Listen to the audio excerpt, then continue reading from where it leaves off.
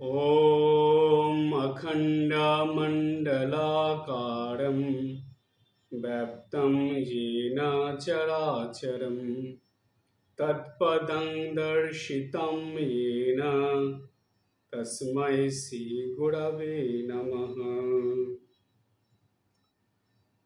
ॐ विश्वरूपर्षभर्जासे पद्मे पद्मालये शुभे सर्वत पाहि मां देवी शारदा लक्ष्मी नमोस्तुते।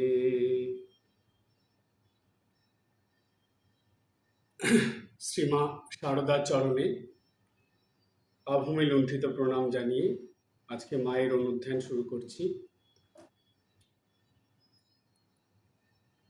জামশেদপুরের এই নারী জাগরণ সংঘের যে কাজ বা যেইভাবে তারা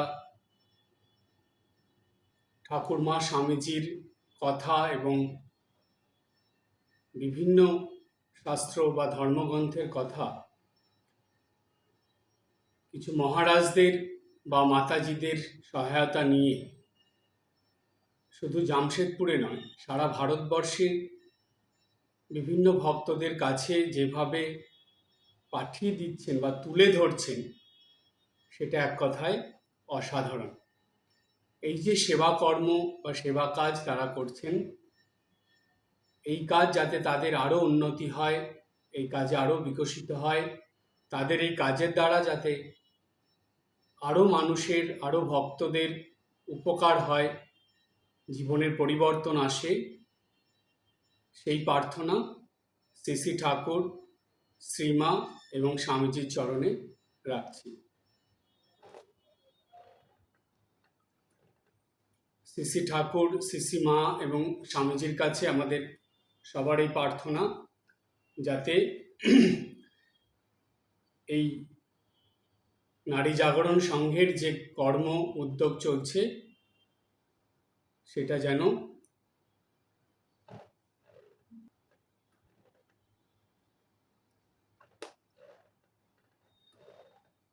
তো শ্রী শ্রী ঠাকুর, শ্রী শ্রী মা এবং স্বামীজির কাছে আমাদের সবারই প্রার্থনা থাকবে যাতে এই নারী জাগরণ সংঘের যে কর্ম প্রবাহ চলছে এটা যাতে আরও ক্রমাগত উন্নতির পথে এগিয়ে চলে এবং যাতে তাদের এই কর্মের দ্বারা অনেক মানুষের জীবনের মঙ্গল সাধিত হয় এবং জীবনে পরিবর্তন আসে। আজ এই কর্মযজ্ঞে যেই সেবা কাজ করার আমি সুযোগ পেয়েছি, সেই সেবা কাজ হলো শ্রীমা সারদা দেবীর জীবনের হাসি মজার কিছু ঘটনার কথা এইখানে তুলে ধরা। সেই হাসি মজার ঘটনার আজকে আমাদের তৃতীয় পর্ব, কারণ এর আগে পরপর দুটো পর্ব হয়েছে, 2 মাস ধরে আলোচনা হয়েছে, মাসে একদিনে যে ক্লাস হয়েছিল তাতে। তো আজকে আমরা তৃতীয় পর্বের আলোচনার মধ্যে আসছি। শ্রীমা সারদা দেবী যেভাবে জীবনযাপন করতেন আমরা জানি, সেই জীবনযাপনের মধ্যে মায়ের ব্যস্ততাই বেশি থাকতো। প্রায় সারাদিন, সেই ভোরবেলা ঘুম থেকে ওঠার পর থেকে রাত্রে ঘুমানোর আগে পর্যন্ত মা কিছু না কিছু কাজের মধ্যে ব্যস্ত থাকতেন। সে প্রার্থনা, জপ ধ্যান, পূজা, সন্ধ্যা বন্দনা এগুলো তো ছিলই, তার সঙ্গে মা কিছু না কিছু কাজ করতেই থাকতেন। আর মায়ের প্রত্যেকটা কাজই ছিল তার সন্তানদের মঙ্গলের জন্য, উপকারের জন্য। তো শ্রীমা সারদা দেবী যেভাবে জীবনযাপন করতেন তাতে মনে হতো যে মা আনন্দময়ী কি করে হলেন। তাকে যে আনন্দময়ী মা বলা হচ্ছে, ঠাকুর শ্রীরামকৃষ্ণদেব যে মাকে আনন্দময়ী বলেছিলেন, কিন্তু মায়ের জীবনযাপনের যে ঘটনা আমরা পাই বা যেভাবে মা জীবনযাপন করতেন এটা পাওয়া যায়, তাতে করে মনে হয় যে এখানে মায়ের আনন্দময়ী রূপটি বা আনন্দের বা হাসি মজার যে প্রকাশ সেটা কিভাবে হয়েছিল। তো তখন বলা হয় যে মা যেহেতু আনন্দময়ী ছিলেন, ঠাকুর তো সেটা বুঝে নিয়েই বলেছিলেন সেই কথার পরিপ্রেক্ষিতে আমরা পাই মা নিজেই বলছেন যে তার অন্তরে বা মনের ভিতরে বা হৃদয়ে যেন আনন্দের ঘট বসানো ছিল। অর্থাৎ বাইরের থেকে বোঝা না গেলেও ভেতরে অন্তরে মা সবসময় আনন্দে পরিপূর্ণ হয়ে থাকতেন। তো এই আনন্দের প্রকাশ সময় সুযোগ হিসাবে বা পরিস্থিতি বুঝে সেটা উদ্ঘাটন হয়েছিল। মা নিজেই বলেছিলেন, যখন যেমন তখন তেমন, যেখানে যেমন সেখানে তেমন। তো মা কিন্তু নিজের জীবনে প্রত্যেক ক্ষেত্রে এটা মেনে চলতেন, এবং শুধু যে মেনে চলতেন তা না, তিনি তার জীবনে এইটাকে মেনে চলার সঙ্গে সঙ্গে সবাইকে এই শিক্ষা দিতেন।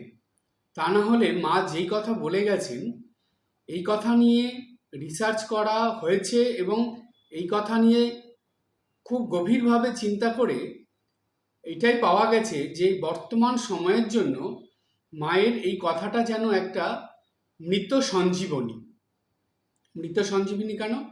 কারণ এই কথা ধরে যদি ভক্তরা জীবনযাপন করে বর্তমান পরিস্থিতির অনুযায়ী, তাহলে দেখা যায় যে সেই মানুষটা অনেক বেশি হাসি খুশি আনন্দের মধ্যে জীবনযাপন করতে পারে। তাই মায়ের এই কথা হলো মৃত সঞ্জীবনী। যেখানে যেমন সেখানে তেমন, যখন যেমন তখন তেমন, যাকে যেমন তাকে তেমন। মা ঠিক এই কথাটাই জীবনের প্রত্যেক ক্ষেত্রে পালন করে চলেছিলেন।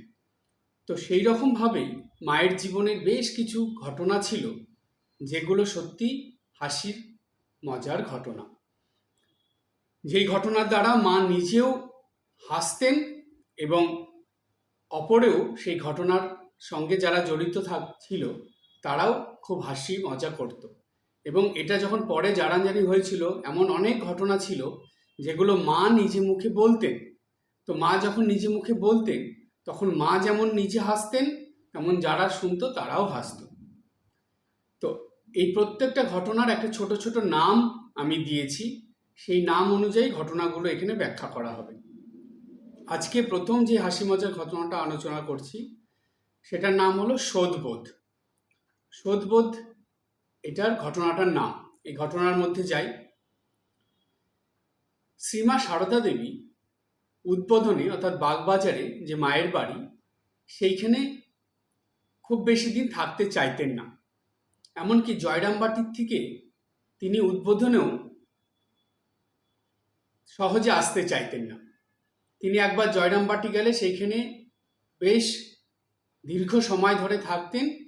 তারপরে তার ভক্ত সন্তানেরা বা ত্যাগী ভক্তরা, ঠাকুরের পার্শ্বদ যারা ছিল মায়ের সন্তান, সেই ত্যাগী সন্তানরা বলাতে তখন মা উদ্বোধনের বাড়িতে আসতে, বা কোনো প্রয়োজন হলো যে মাকে আসতেই হবে, শরৎ মহারাজ বললেন, সেই সময় মা আসলেন।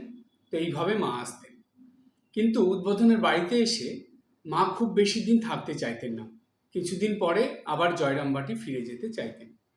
তো এইরকম একটা ঘটনা যে মা উদ্বোধনের বাড়িতে আছেন, কিন্তু উদ্বোধনের বাড়িতে জয়রামবাটির থেকে এসেছেন, বেশি দিন হয়নি, কিছুদিন পরে আবার মা জয়রামবাটি ফিরে যেতে চাইছেন। তো তখন মায়ের এক ত্যাগী সন্তান স্বামী অরূপানন্দজি মহারাজ, তিনি শ্রী শ্রী মাকে বলছেন যে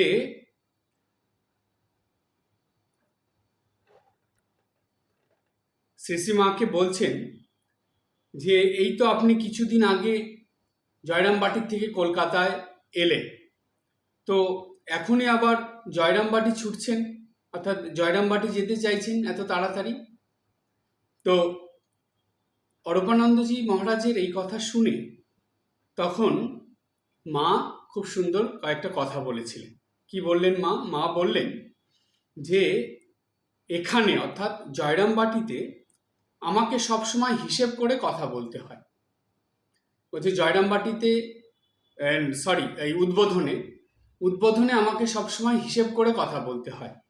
আর বলছে এখানে খুব সাবধানে এদিক ওদিক দেখে বিচার করে পা ফেলতে হয়, আবার কথাও বলতে হয় খুব সাবধানে, কোন কথায় কে কখন সন্তুষ্ট হবে, কে অসন্তুষ্ট হয়ে যাবে, এই চিন্তাও মাথার মধ্যে থাকে। তো তার চেয়ে বরং আমি যখন জয়রামবাটি থাকি তখন অনেক ভালো থাকি। সেই কারণ কেন ভালো থাকেন সেই হিসাবে মা বলছেন, আমি জয়রামবাটিতে যখন থাকি তখন এই গ্রামের মানুষদের সঙ্গে হড়হড় করে মুখে যা আসে দু কথা বলে দিলুম, আর তারাও আমাকে হড়হড় করে মুখে যা আসলো দু কথা বলে গেল। তারাও মনে কিছু করলো না, আমিও মনে কিছু করলাম না, ব্যাস হয়ে গেল। তার মানে মা বলছেন যে ওইখানে জয়রামবাটিতে তিনি এই কলকাতায় উদ্বোধনের মতন হিসেব করে তাকে চলতে হয় না, হিসেব করে কথা বলতে হয় না, হিসেব করে পা ফেলতে হয় না। তিনি স্বাধীনভাবে থাকেন জয়রামবাটি গ্রামে মানুষদের সঙ্গে। আর উদ্বোধনে আসলেই কলকাতায় শিক্ষিত মানুষ, শিক্ষিত ভক্ত, তাদের এইখানে মাকে ঠিক, মা বলছেন না যেখানে যেমন সেখানে তেমন, সেইখানকার মতন করে মাকে চলতে হয়। কিন্তু প্রত্যেকটা মানুষই তো স্বাধীনভাবে চলাফেরা করতে ভালোবাসে, থাকতে ভালোবাসে, মাও তাই ছিলেন। তো জয়রামবাটিটা মায়ের কাছে খুব প্রিয় ছিল। এবার আর একটা ঘটনা, মা তখন অসুস্থ, ভক্তেরা তখন খুব তাগাদা দিচ্ছেন, বিশেষ করে সন্ন্যাসী সন্তানেরা, যে মাকে জয়রামবাটির থেকে কলকাতায় আসার জন্য। মা জয়রামবাটিতে অসুস্থ হয়ে পড়েছেন, চিকিৎসা ঠিকভাবে হচ্ছে না, সেই কারণে ত্যাগী ভক্তরা বলছে মা যাতে জয়রামবাটির থেকে কলকাতায় চলে আসে। তো সেই কথা শুনে মাকে যখন বলা হয়েছে এটা, মা তখন বলছে যে আরে ওদের কথা ছাড়ো, ওরা সব সর্বত্যাগী সন্ন্যাসী, ওদের ওঠ বললে উঠলো আর বস বললে বসলো, ভাবনা নেই, চিন্তা নেই, কম্বল কাঁধে ফেললো আর যেখানে খুশি চললো। আমাকে কি সেইভাবে করলে চলে? আমাকে কত দিক ভেবে কাজ করতে হয়, কত দিক ভেবে চলতে হয়, যাতে অপরের কোনো অসুবিধা না হয়। তো এই কথাটা মা মুখে হাসি নিয়েই বলেছিলেন, কিন্তু এই কথার দ্বারা মা বুঝিয়ে দিলেন যে তিনি সব মানে জয়রামবাটির থেকে উদ্বোধনে যাওয়ার ইচ্ছা তার নেই সেই সময়ের জন্য। অনেক দিক সামলে নিয়ে তারপরে মা যাবেন, ঝট করে বললেই তো যেতে পারবেন না। তো মাকে যখনই অসুস্থ হয়েছে বলা হলো চলে যেতে, মা সঙ্গে সঙ্গে চলে যাবেন এটা সম্ভব নয়, সেই জন্য মা যাননি। তখন এই কথা বলে কাটিয়ে দিলেন যে ত্যাগী সন্তানরা বলছে বলেই আমাকে এক্ষুনি যেতে হবে, ওদের কি, ওরা তো যখন খুশি যেখানে খুশি চলে যেতে পারে, ওদের তো কাঁধের মধ্যে কম্বল ফেললো আর চললো, তার সামনে পিছনে কিছু চিন্তা ভাবনা নেই, আমাকে কি সেটা করলে চলে? তো এই কথা বলে মা এটা বুঝিয়ে দিলেন। এটা এই কথার যে এই যে নামটা সদবোধ, সেটা সদবোধ এই কারণেই দেওয়া হয়েছে যে মা এটা উচ্চারণ করেছিলেন যে জয়রামবাটিতে যখন সেই গ্রামের মানুষরা এসে মাকে কিছু বলতো, দু কথা শুনিয়ে দিত, বা মা যখন তাদেরকে দু কথা শুনিয়ে দিল, তাদের মধ্যে যে কথা এও বলল সেও বলল, দুজনের কথা হয়ে গেল, কেউ কিছু মনে রাখলো না। মা বলছে সদবোধ, অর্থাৎ কারো মনে কিছু নেই। কিন্তু এইটা কেন মা বললেন, তার কারণ বলছে শহরে কিন্তু এটা হয় না। শহরে কিছু বললে খুব চিন্তা ভাবনা করে বলতে হয়। কেন? তার কারণ শহরের মানুষের মনের ভিতরেই কথাগুলো তারা ধরে রেখে দেয়, ধরে রেখে সেইটা নিয়ে তাদের ভিতরে নানা রকম মনের উথাল পাথাল চলে, যেটা মা বুঝতে পেরেছিলেন। সেই কারণে মা এই কথা বললেন যে গ্রামে যা মনে আসলো মুখে আসলো বলে দিলাম, তারাও বলে দিল, সদবোধ হয়ে গেল। এবার দ্বিতীয় ঘটনায় আসি। দ্বিতীয় ঘটনা হলো কালি টালি হতে পারবো না। কি এই ঘটনাটা? এই ঘটনার যে নামটা সেটা মা নিজে মুখে উচ্চারণ করেছিলেন, কালি টালি বাবু হতে পারবো না। এই ঘটনার পরিপ্রেক্ষিতে আসে ভগ্নী নিবেদিতার নাম। ভগ্নী নিবেদিতা কলকাতায় এসেছেন, মায়ের কাছে তো প্রায়ই আসতেন, মায়ের আদরের খুকি ছিলেন। তো আর ভগ্নী নিবেদিতা মাকে ভীষণই স্নেহ করতেন, ভালোবাসতেন। মেরি মাকে যেই চোখে ছোটবেলা থেকে দেখেছিলেন মা মেরিকে, সারদা মাকে ঠিক সেইভাবেই তিনি দেখতেন। এতটা শুদ্ধতা পবিত্রতার প্রতিমূর্তি ছিলেন শ্রীমা সারদা দেবী। তো নিবেদিতা কলকাতায় এসে কিছু কিছু বাংলা শিখেছেন। এবার অন্য জায়গায় তো বাংলা সেরকম বলতে পারেন না, তো শ্রীমা সারদা দেবীর কাছে এসে তিনি নির্ভয়ে নির্দ্বিধায় বাংলা বলতেন, বাংলা কথা উচ্চারণ করতেন। তো মা যখন এরকম রয়েছেন, উদ্বোধনের বাড়িতে নিবেদিতা এসেছেন, এসে মায়ের সঙ্গে দেখা করলেন, মাকে প্রণাম করে বসেছেন। আর নিবেদিতার সঙ্গে ছিল ক্রিস্টিন, সেদিন ক্রিস্টিনও এসেছিল নিবেদিতার সঙ্গে। তো তারা এসে নিবেদিতা তার ভাঙা ভাঙা বাংলায় তিনি মাকে বলছেন, কি বলছেন, যে নিবেদিতার কথা, মাতা দেবী আপনি আমাদের কালী। তো এটা মা বুঝলেন। নিবেদিতার এই কথা শুনে মা তখন উত্তর দিলেন, মা বলছেন, না বাপু, কালী টালি হতে পারবো না, তাহলে তো জিভ বার করে থাকতে হবে। মা এই কথা বললেন। এইবার মায়ের এই কথা নিবেদিতা ক্রিস্টিন সম্পূর্ণটা বুঝতে পারলেন না। তখন পাশের থেকে একজন সেটাকে ইংরাজি করে তাদেরকে বলে দিলেন। তো এইটা বুঝে নিয়ে তখন নিবেদিতা আবার মাকে বলছেন, মাতা দেবী তো আপনাকে অত কষ্ট করতে হবে না। তারপরে বলছেন যে আপনি জীব না বার করলেও আমাদের জননী রূপেই থাকবেন। তো এই কথা যখন তারা শুনল, তো শুনে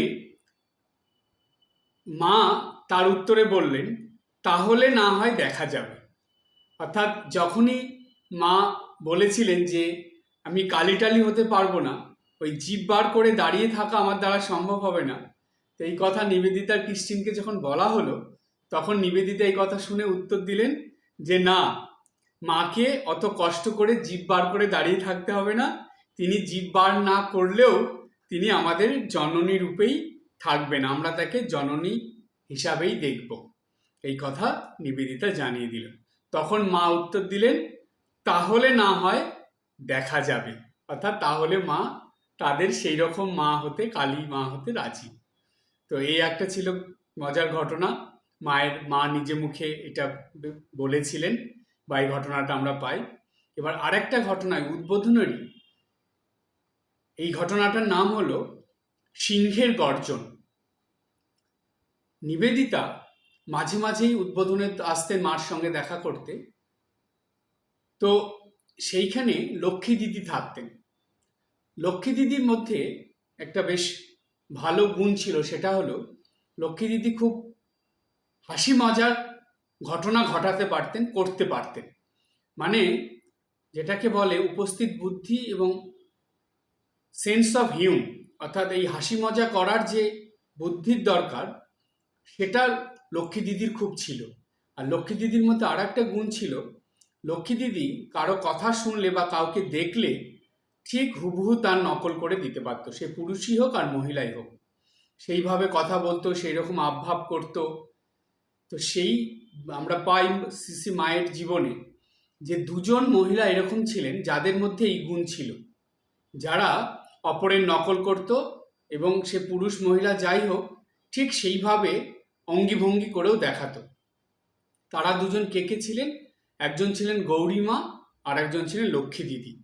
এই গৌরীমা এবং লক্ষ্মী দিদি যখনই শ্রীমা সারদা দেবীর কাছে আসতেন বা কিছু সময় থাকতেন, তখনই দেখা যায়, মায়ের জীবনের ঘটনার থেকে এটা পাওয়া যায় যে সেই সময় মা খুব হাসতেন বা খুব হাসি মজা হতো, মা এটা খুব ভালোবাসতেন।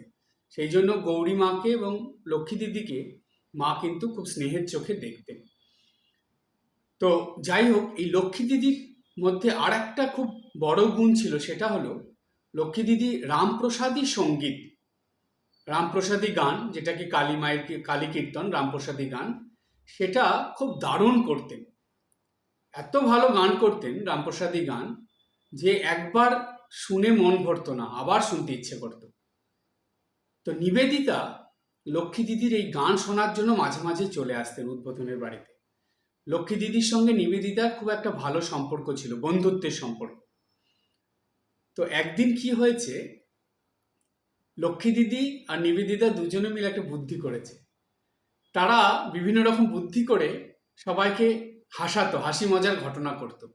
কারণ ওই উদ্বোধনে অতটুক বাড়ির মধ্যে আটকে থাকা সারাদিন এই কাজকর্ম চলছে, তার মধ্যে যদি একটু হাসি মজা না হয় তাহলে তো জীবনের আসল আনন্দই থাকে না। আর আনন্দময়ী মা যেখানে আছেন সেখানে তো হাসি মজা হবেই। একদিন মা যেই ঘরে বসতেন, সবাই আসতো মার সঙ্গে দেখা করতো, প্রণাম করতো, ঠিক পাশে আর একটা ঘর ছিল। তো সেইখানে কি হয়েছে, লক্ষ্মী দিদি আর নিবেদিতা দুজনে মিলে একটা কাণ্ড ঘটিয়েছে। নিবেদিতা হাঁটু গেড়ে বসে দুই হাতে ভর দিয়ে সিংহের মতন হয়েছে, সিংহিনীর মতন হয়ে রয়েছেন। আর তার পিঠে লক্ষ্মী দিদি বসেছে জগদ্ধাত্রীর মতন করে, পায়ের উপর পা তুলে জগদ্ধাত্রী হয়েছে। এইবার যেহেতু মা বসে, জগদ্ধাত্রী মা বসেছে, অর্থাৎ লক্ষ্মী দিদি বসেছেন নিবেদিতার পিঠের উপরে, সিংহের উপরে। এইবার লক্ষ্মী দিদি বলছে সিংহের গর্জন করতে, আর নিবেদিতা কি করেছে সেই সময় ঠিক অবিকল সিংহের গর্জন শুরু করেছে। নিবেদিতারও এরকম একটু নকল করার অভ্যাস ছিল। তো যখন সিংহের গর্জন করছে, সেই উদ্বোধনের বাড়িতে না সবাই চমকে উঠেছে। হঠাৎ করে সিংহের গর্জন কি করে শোনা যাচ্ছে? তো সবাই চমকে উঠেছে, মাও তাই, মাও চমকে উঠেছে। এইবার সবাই অবাক হচ্ছে যে সিংহের গর্জন কোথা থেকে আসছে। তো দেখা যাচ্ছে যে মা যেই ঘরে বসেছিল তার পাশের ঘর থেকে সিংহের গর্জন আসে। সবাই ভয়ও পাচ্ছে, সেই ওই ঘরে যেতেও পারছে না কেউ, আবার কোথার থেকে বাড়ির ভিতরে এরকম গর্জন হচ্ছে কেউ বুঝতেও পারছে না। তো এইরকম যখন বাড়ির মধ্যে হুড়ুস তুরুস কাণ্ড বেঁধে গেছে, তো তখন মা উঠে পাশের ঘরে গেছেন, আর মার সঙ্গে সঙ্গে আরো সবাই গেছেন, গিয়ে দেখছেন যে নিবেদিতা এরকম করে সিংহের মতন হয়ে গর্জন করছে, আর মায়ের ওই নিবেদিতার পিঠের উপরে লক্ষ্মী দিদি জগদ্ধাত্রী হয়ে বসে আছেন। তো এই ঘটনা দেখে মা ভীষণ হেসেছিলেন সেদিন, এবং আরও যারা ছিলেন সেই বাড়িতে বা মায়ের সঙ্গে, সবাই সেদিন ওই ঘটনায় হেসে লুটোপুটি, মানে ভীষণ মজার ঘটনা এটা হয়েছিল। তাই যে এই ঘটনাটার নাম হলো সিংহের গর্জন, যেটা নিবেদিতা লক্ষ্মী দিদি মিলে করেছিল। এটা হলো আজকের দ্বিতীয় ঘটনা, হাসি মজার। এবার হাসি মজার তৃতীয় ঘটনার মধ্যে যাই। তৃতীয় ঘটনা হলো কাঠের পুতুলও হা করে। এটা সিসি মায়ের কথা। তো এই ঘটনায় একটু মজার, কিন্তু তার মধ্যে একটা খুব বড় শিক্ষা লুকিয়ে আছে। সেই শিক্ষার কথাটাও আমি বলবো, আগে মজার কথাটা বলে নিই। আপনাদের এটা বলে রাখি, আপনারা এটা সবসময় খেয়াল রাখবেন যে হাসি মজার ঘটনার মধ্যেও কিন্তু মায়ের শিক্ষা রয়েছে। সেটা আমাদের পরম সম্পদ, অর্থাৎ সেটাই আমাদের পরম পাওনা, যে এই হাসি মজার মধ্যে দিয়েও শিক্ষা গ্রহণ করে জীবনে সেটাকে কাজে লাগানো। কাঠের পুতুলও হা করে ঘটনাটা কি? এই ঘটনাটা হলো, জয়রামবাটিতে মা যখন থাকতেন তখন মাঝে মাঝেই পিয়ন আসতো। দুপুরবেলার দিকে পিয়ন আসতো, এসে মানি অর্ডার হতো, সেইখানে মা টিপসই দিতেন এবং নিচে একজন লিখে দিতেন মায়ের নাম, কেউ একজন লিখে দিতেন। তো সেইভাবে পিয়ন ওইটা পেয়ে টাকা মাকে দিয়ে চলে যেতেন। মা কি করতেন, পিয়ন যে টাকাগুলো দিতেন মাকে, মা সেটা নিয়ে হাতে মুঠ করে নিয়ে মায়ের একটা টাকা রাখার জায়গা ছিল সেইখানে রেখে দিতেন। মা কিন্তু কখনো সেই টাকা গুনতেন না। আবার কখনো কি করতেন, মা সেই টাকাটা নিয়ে নিজে যেতেন না, কেউ থাকলে তাকে দিয়ে সেই টাকাটা পাঠিয়ে দিতেন। সে কোনো ত্যাগী সন্তান বা গৃহী সন্তান যেই থাকুক, মার সঙ্গে যারা থাকতো তাদের বলতেন যে এই টাকাটা নিয়ে গিয়ে ওইখানে রেখে দিতে। তো এইরকম। আর পিয়ন যখন আসতো, মা কিন্তু কখনো পিয়নকে এমনি খালি মুখে ফিরিয়ে দিত না, তাকে সে বারান্দায় বসিয়ে প্রসাদ দিতেন, জল দিতেন, কিছু খাওয়ার দিতেন, তারপরে পিয়নের সঙ্গে দু একটা কথা বলতেন, তারপরে তাকে সেখান থেকে পিয়ন চলে যেত। তো এই যে মা টাকাটা নিয়ে যাদের কারো হাতে দিচ্ছেন, সে যখন টাকাটা সেই বাক্সে রাখতো, তো অনেক সময় কি হতো, সে গুণে দেখতো যে কত টাকা এসেছে, কি সেই বাক্সে রাখছে এগুলো, তো টাকা নিয়ে নাড়াঘাটা করতো।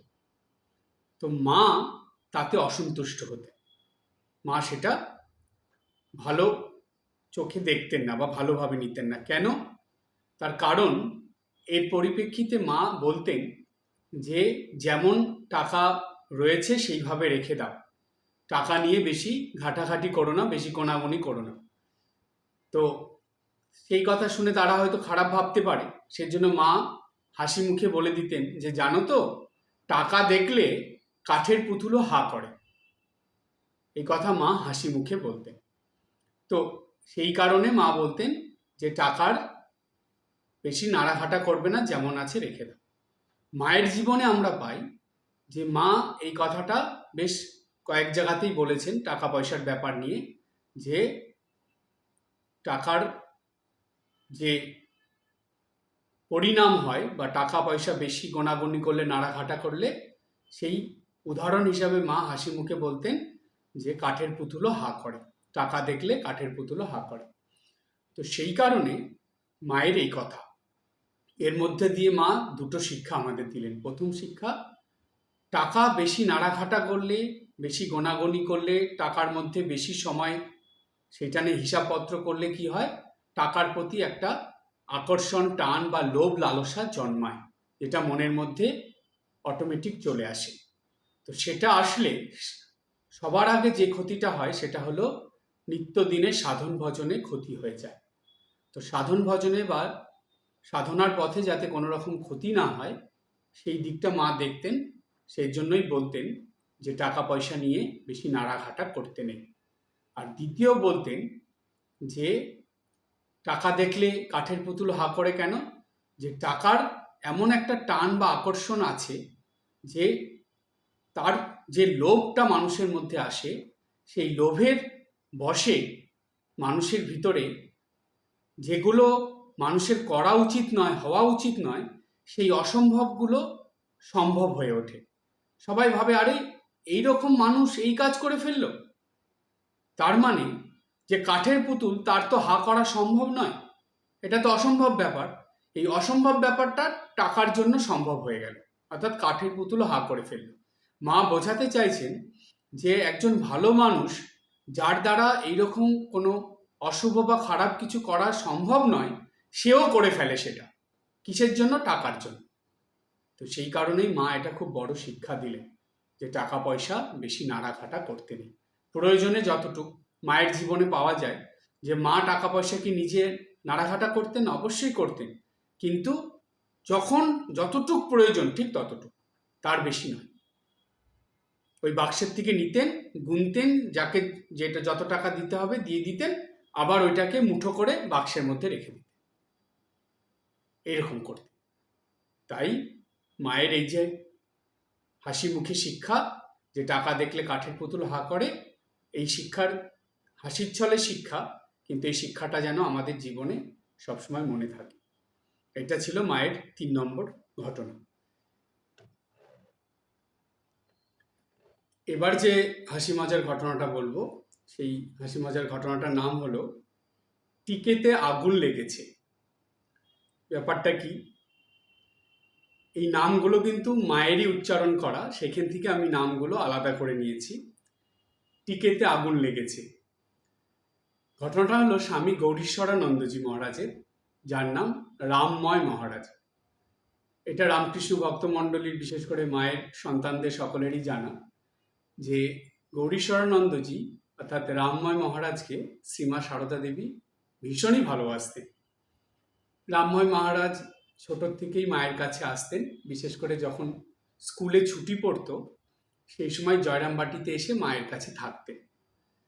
রামময় মহারাজের গায়ের রং একটু কালো ছিল, তো দেখতে শুনতে ভালোই ছিলেন, কিন্তু কালো গায়ের রং।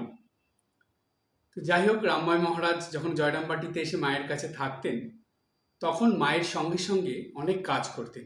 কি কি কাজ করতেন রামময় মহারাজ? সকালে মায়ের পুজোর জন্য ফুল তুলে দিতেন, বেলপাতা তুলে দিতেন, দূর্বা তুলতেন, চন্দন পিষতেন, তারপরে মালা গেঁথে দিতেন, অনেক কাজ করে দিতেন। এমনকি মা যখন ঠাকুরের ভোগে দেওয়ার জন্য পান সাজতে বসতেন, তো ওই পান সাজাতেও রামময় মহারাজ মাকে সাহায্য করতেন। তো মায়ের খুব প্রিয় ছিলেন রামময় মহারাজ। মা কি করতেন? রামময় মহারাজকে দুটো পান দিতেন খাওয়ার জন্য।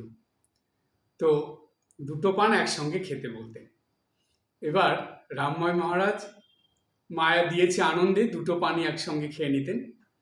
তো পান খাওয়ার পরে রামময় মহারাজের ঠোঁট দুটো একদম লাল হয়ে যেত। তো শ্রীমা সারদা দেবী রামময় মহারাজকে ওরকম দেখে ভক্তদেরকে বলতেন মজা করে যে পান খাওয়ার পর রামময়কে বেশ ভালো লাগে দেখতে, দেখে মনে হয় যেন টিকেতে আগুন লেগেছে। মায়ের কেমন দেখুন কত সুন্দর হাসি মজার ঘটনা মা করতেন ছোট্ট ছোট্ট ব্যাপার নিয়ে। আর রামময় মহারাজও খুব আনন্দ পেত মায়ের এই কথা শুনে, ভক্তরাও খুব আনন্দ করতো, খুব হাসতো। সত্যি তাই, টিকেতে আগুন লাগা মানে কি, এই যে আপনারা জানেন যে এই আগেকার দিনে যে তামাক খাওয়া হতো, তো সেটার উপরে টিকে দিয়ে আগুন ধরানো হতো।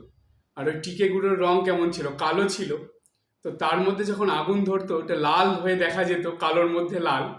তো মা দেখুন ঠিক উদাহরণটা বের করে নিয়েছে, যে মা বলতেন যে রামময়কে দেখতে বেশ ভালোই লাগে, পান খাওয়ার পর রামময়কে দেখে মনে হয় যেন টিকেতে আগুন লেগেছে। তো এই হলো রামময় মহারাজকে নিয়ে মজার ঘটনা। এবার আরেকটা মজার ঘটনায় আসি। এই মজার ঘটনাটার নাম হলো রেখে দে তোর ছুঁই ছুঁই গিরি। তো এই ঘটনাটাও মার বলা। ঘটনাটা কি? জয়রামবাটিতে রামময় মহারাজ মাকে হাতে হাতে সাহায্য করা ছাড়াও আরো অনেক কাজ করতেন। একদিন পুণ্যিপুকুর যেটা আছে জয়রামবাটি, এখনো আছে, সেই পুকুরের উত্তর ধারে তখন চাষবাস হতো। তো সেইখানে একবার কলার চারা লাগানোর কাজ চলছিল। তো রামময় মহারাজ সেদিন সকাল থেকেই সেই পুণ্যিপুকুরের উত্তর ধারে কলা গাছের চারা লাগাতে ব্যস্ত। আর রামময় মহারাজের সঙ্গে ছিলেন ব্রহ্মচারী জ্ঞান মহারাজ। তো জ্ঞান মহারাজ আর রামময় মহারাজ মিলে এই কাজ শুরু করেছেন। তো সকাল থেকে খাওয়া নেই দাওয়া নেই সমানে কাজ করে যাচ্ছেন। অনেকটা বেলা হয়েছে। তো মা তাদেরকে ডাকছেন যে এসে একটু জল খাবার খেয়ে যাওয়ার জন্য। তো তারা বলছে এই আসছি আসছি বলে অনেকক্ষণ হয়ে গেছে, আসে না। মা আবার তাদেরকে ডেকেছেন। তো আবার বলছে হ্যাঁ এই তো আরেকটু কাজ বাকি আছে, সেরে আসছি। বলে আবার অনেকক্ষণ হয়ে গেছে, তবুও আসে না। তখন 3বারের বার যখন মা ডেকেছেন, তখন আর রামময় মহারাজ দেরি করেননি, সঙ্গে সঙ্গে মায়ের ডাক শুনে জলখাবার খাওয়ার জন্য চলে গেছেন। জ্ঞান মহারাজ আসেনি। জ্ঞান মহারাজ বলছেন রামময় মহারাজকে, ঠিক আছে তুমি যাও, আমি একটু কিছু সময় পরে আসবো, আর একটু কাজ বাকি আছে, সেটা শেষ করে আসি। তো রামময় মহারাজ যখন এসেছেন, এসে হাত মুখ ধুয়ে খেতে বসেছেন, তো মা জিজ্ঞেস করছেন জ্ঞান মহারাজের কথা। তো রামময় মহারাজ বলছেন যে না, সে বলেছে যে এখন আসবে না, সে আরেকটু কিছু কাজ আছে, সেটাকে শেষ করে আসবে। তো রামময় মহারাজের সেই কথা শুনে মা বলছেন যে জ্ঞান হলো বাঙাল, ভীষণ গো আছে, তার ভীষণ একগুঁয়ে, সেজন্য আমি জানতাম ও এখন আসবে না, ওইটা শেষ করেই আসবে। তো তুমি বাবা খেয়ে নাও, ওর খাবারটা থাকবে, ও পরে এসে খাবে। এবার রামময় মহারাজ যখন খেতে বসেছেন, তো তখন হঠাৎ করে নলিনী দিদি চিৎকার করে উঠেছে। কেন? নলিনী দিদির কথা হলো যে কি নোংরা এই রামময়, যে বাগানে গিয়ে সেই কোথায় নোংরার মধ্যে জল কাদার মধ্যে কাজ করছিল, এসে সঙ্গে সঙ্গে খেতে বসে পড়লো। ভালো স্নানও করলো না, পরিষ্কারও হলো না, ভালো করে হাত মুখ ধুলেও না, সঙ্গে সঙ্গে খেতে বসে পড়লো। একে এক্ষুনি উঠিয়ে দেওয়া দরকার। এখানে ওকে এখন খেতে না দেওয়াই ঠিক। কখন কি ছুঁয়ে দেবে, কি হবে, সব কিছু খারাপ হয়ে যাবে, মানে সব তার ছোঁয়া লেগে সব নষ্ট হবে। এরকম করে যখন নলিনী দিদি বলছেন, আর নলিনী দিদি এমনিতে একটু মুখরা ছিলেন, তো এইভাবে যখন বলছেন রামময় মহারাজ ভয় পেয়ে গেছেন। তো তিনি ভাবছেন, আরে আমি কি অন্যায় করে ফেললাম যে এরকম করে বলছে। তো রামময় মহারাজ সেখানে বসে মায়ের মুখের দিকে বারে বারে তাকাচ্ছেন। তো মা নলিনী দিদির বলা যখন শেষ হলো, তখন মা নলিনী দিদিকে বলছেন যে রেখে দে তোর ওই ছুঁই ছুঁই গিরি, ওইটা নিয়েই তুই থাক। ছেলে মানুষ, ওরা কাজ করে এসে এখন বসে একটু খাবে, খাওয়া দাওয়া করে আবার তারা কাজে যাবে, আর তুই এখন এই ছুলে এইটা হয়ে যাবে ওইটা হয়ে যাবে এই ছুঁই ছুঁই গিরি নিয়ে এখানে কথা বলতে এসেছিস। দরকার নেই, তোর ছুঁই ছুঁই গিরি তোর কাছে রাখ। আমার ছেলেরা সবসময় শুদ্ধ পবিত্র, তাদের কোনো অশুদ্ধ পবিত্রতা নেই। আমি এখনই খেতে দেবো, ও খাবে, খেয়ে আবার কাজে চলে যাবে। তোর ছুঁই ছুঁই গিরি তোর কাছেই রাখ। এই কথা যখন বলেছেন মা, তো তখন নলিনী দিদি আর কিন্তু কথা না বলে সেখান থেকে চলে গেছে। আর রামময় মহারাজ তখন মার ওই কথা শুনে তার ভয়টা কাটলো। সে তখন হাসি মুখে মার দেওয়া জল খাবার খেয়ে আবার কাজে চলে গেল। তো এই হলো ঘটনা, যে মা তখন আস্তে আস্তে নলিনী দিদিকে বলছেন যে রেখে দে তোর ছুঁই ছুঁই গিরি। মা এই ছুঁই ছুঁই গিরি যেটাকে বলে, যে এটা সূচিবাইগ্রস্ত ছিল নন্দিনী দিদি। এই সূচিবাইগ্রস্ততা মা একদম পছন্দ করতেন না, তাই নন্দিনী দিদিকে ওই কথা মা হাসি মুখে বলে দিয়েছিলেন, যার দ্বারা রামময় মহারাজও সেইখানে নির্ভয়ে মায়ের দেওয়া খাবার খেয়ে আবার কাজে এসে লেগে গেলেন। আর আরেকটা ঘটনা বলে আজকের আলোচনা শেষ করব। এরপরে যেই ঘটনাটা বলবো সেই ঘটনাটার নাম হলো ঐক্য মাণিক্য কুবাক্য। ঐক্য মাণিক্য কুবাক্য। এই ঘটনাটা খুব মজার ঘটনা। মা অর্থাৎ শ্রীমা সারদা দেবী, তিনি কিছু পড়াশোনা জানতেন। কেমন পড়াশোনা জানতেন? তিনি প্রথম ভাগের পড়াশোনা করেছিলেন। তখনকার দিনে এরকম ভাগ ছিল, আমরা যেমন এখন বলি ক্লাস 1, ক্লাস 2, ক্লাস 3, তখনকার দিনে বলা হতো প্রথম ভাগ, দ্বিতীয় ভাগ, তৃতীয় ভাগ, এরকম। তো মা প্রথম ভাগের পড়াশোনা করেছিলেন, দ্বিতীয় ভাগের পড়াশোনা শুরু করেছিলেন। তো এই সময় একদিন ভাগ্নে হৃদয়রাম মা যে পড়ছেন বই নিয়ে সেটা দেখে ফেলেছিল। আসলে মা কাউকে দেখিয়ে পড়াশোনা করতেন না, মা সব কাজটা ছেড়ে একটা সময় সুযোগ বুঝে চুপচাপ বসে বসে পড়াশোনা করতেন। তো যখন এই দ্বিতীয় ভাগের বই মা পড়াশোনা শুরু করেছেন, সেই সময় একদিন ভাগ্নে হৃদয়রাম সেটা দেখে ফেলেছে, মায়ের পড়া দেখেই। যেহেতু সে মার থেকে বয়সে অনেক বড় ছিল হৃদয়রাম, সে কি করেছে, তাড়াতাড়ি এসে মায়ের হাত থেকে বইটা কেড়ে নিয়েছে। নিয়ে বলছে যে এ কি সর্বনাশ, মেয়ে মহিলা হয়ে, মানে মেয়ে হয়ে পড়াশোনা করছে, এইভাবে পড়াশোনা করে কি লাস্টে, মানে শেষে এই ঐক্য মাণিক্য থেকে কুবাক্যতে চলে যাবে। এরপরে হৃদয়রাম তখন বলছে যে এই পড়াশোনা শিখে তারপরে কি করবে, এরপরে পত্র লিখবে, অন্য ছেলেদের, পুরুষ মানুষদেরকে পত্র দেবে এবং আজে বাজে সব নোবেল মানে উপন্যাস পড়বে আর বুদ্ধিভ্রষ্ট হবে। এই কথা বলে হৃদয়রাম মায়ের হাত থেকে বই নিয়ে চলে গেল।